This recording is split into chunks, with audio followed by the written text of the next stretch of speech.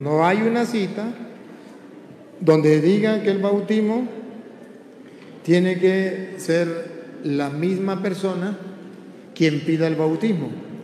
Eso es un agregado de Satanás, así como lo oye, un agregado de Satanás.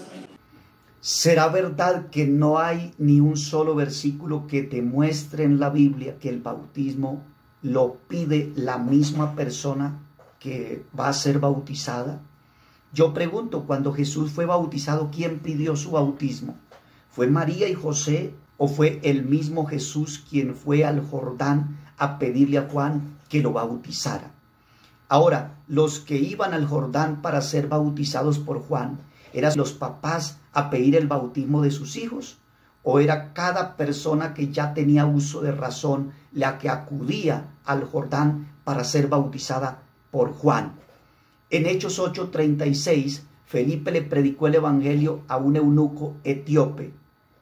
¿Y quién pidió el bautismo del eunuco etíope? ¿Acaso no fue el mismo que dijo, aquí hay agua que impide que yo sea bautizado?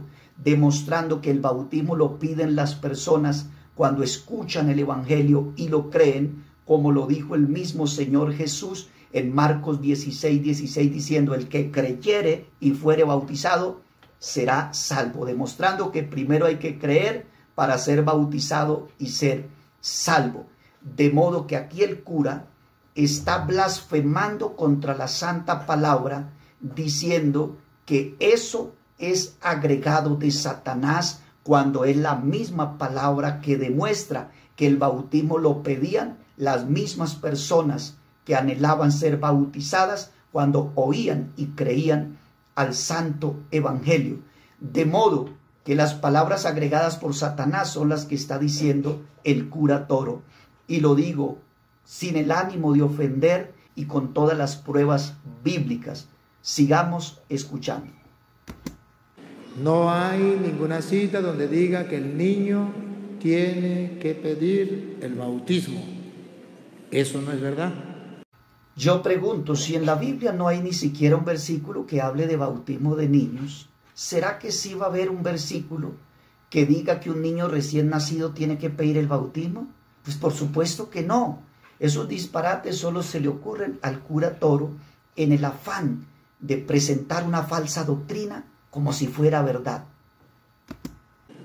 Le voy a mostrar donde dice que por la fe del papá, toda la familia se puede bautizar.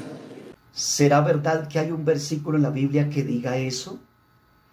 Pues fíjese usted que la Biblia en ninguna parte dice que por la fe de uno toda su familia se puede bautizar. Eso no está en la Biblia. Y todos nos vamos a dar cuenta que él va a citar un versículo, lo va a sacar de contexto y lo va a manipular poniéndole su propia interpretación para que parezca que lo que él dice es verdad, cuando el versículo jamás está diciendo eso. Fíjese usted mismo. Hechos 16:31. Ellos dijeron, cree en el Señor Jesucristo y serás salvo tú y tu casa. Por la fe del papá será salvo no solamente él, sino también todo lo de su casa. Está sacando totalmente de contexto, está manipulando el versículo. Pero si nosotros lo ponemos en contexto, inmediatamente nos damos cuenta que el versículo no está diciendo lo que dice el cura Toro.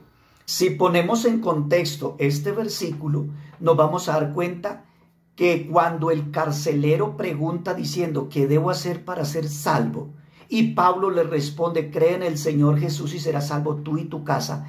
Ahí nos está hablando de la salvación del alma, porque el temor que tenía el carcelero no era el temor de la condenación del infierno, sino el temor de que los presos escaparan y a él lo mataran con toda su familia, porque así era la ley para el que dejaba escapar los presos. Así que si él hubiera estado pensando en la salvación de su alma, no hubiera intentado suicidarse.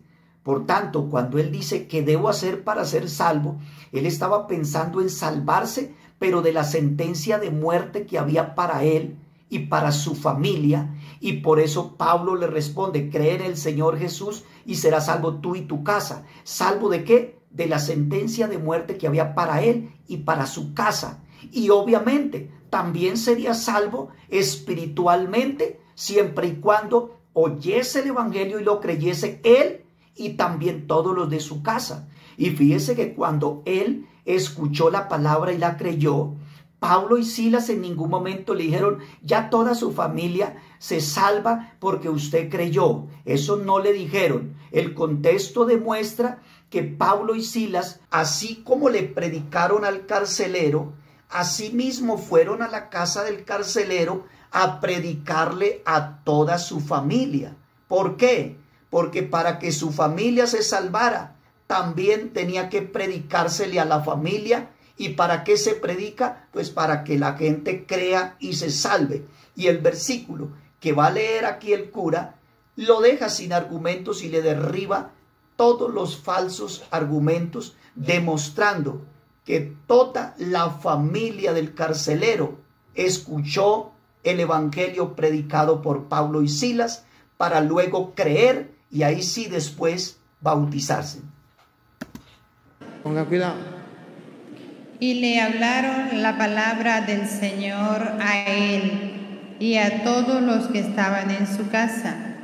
Y él, tomándolos en aquella misma hora de la noche, les lavó las heridas y enseguida se bautizó él. Enseguida se bautizó él, papá y mamá. Ahora pongan la lupa, está mejor. Y enseguida se bautizó él con todos los suyos. Con todos los suyos. Así que cuando el carcelero se bautizó con todos los suyos, fue porque todos los suyos oyeron y creyeron el evangelio. Y ese todo no incluye los niños, porque este mismo Pablo fue el que dijo en Hechos 17:30 que Dios, habiendo pasado por alto los tiempos de esta ignorancia, ahora manda a todos los hombres en todo lugar que se arrepientan. Y ese todo no incluye los niños, porque usted no encuentra en la Biblia a los apóstoles diciéndole a los niños recién nacidos que se arrepientan. Eso es incoherente. Así que todos los que se bautizaron fueron todos los que oyeron la palabra y la creyeron. De modo que cuando el cura dice que por la fe de uno se salva toda la familia, está totalmente fuera del contexto y en contra de lo que realmente enseña la Santa Palabra. La Biblia en ninguna parte dice que los incrédulos se pueden salvar por la fe de un creyente. Eso es una doctrina antibíblica, porque lo que la Biblia enseña es que para una persona salvarse tiene primero que oír el evangelio. Así lo dice 1 Corintios 1:21.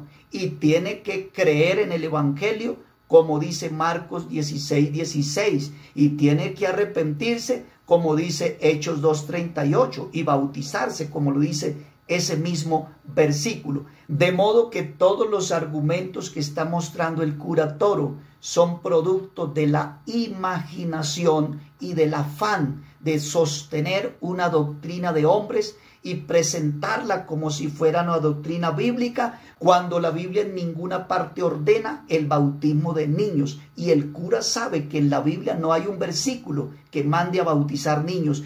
Y por eso tiene que utilizar una psicología inversa, porque cuando le decimos, muéstreme el versículo donde ordene bautizar niños, y como él no tiene ese versículo, entonces invierte la pregunta y dice, no, muéstreme usted donde la Biblia prohíbe bautizar niños.